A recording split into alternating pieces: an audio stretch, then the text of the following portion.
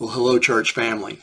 Today we're going to be looking at Genesis 3 for our devotional time. We've already seen in Genesis 1 and 2, God's creating the world and creating man and woman, putting them in the garden in charge of creation to subdue it, have dominion over it, with really only one limitation. And that limitation was they couldn't eat of the tree that God commanded them not to eat of.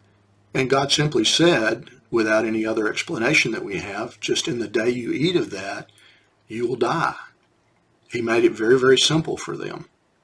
And so we know that another voice came along, the enemy came along in the form of a serpent and challenged God's word to Eve and convinced her by pulling on the desires that were already in her, maybe even the thoughts that she'd already been having about the tree and why they couldn't do that.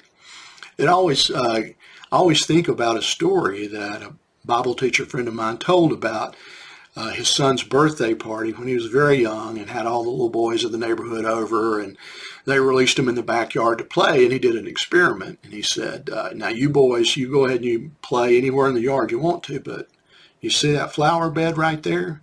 I don't want you to spit in that. Whatever you do, don't spit in the flower bed.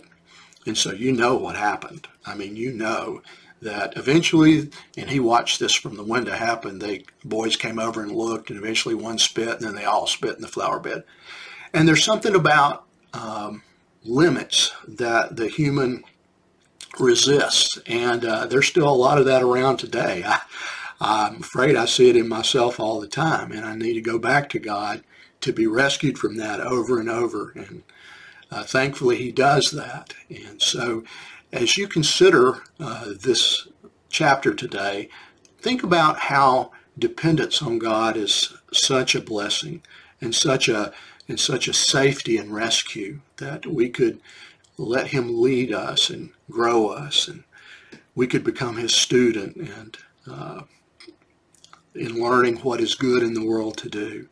And the blessing from that would be on our lives. So I hope you enjoy Genesis 3 as you go back through it, and that God would give you great insight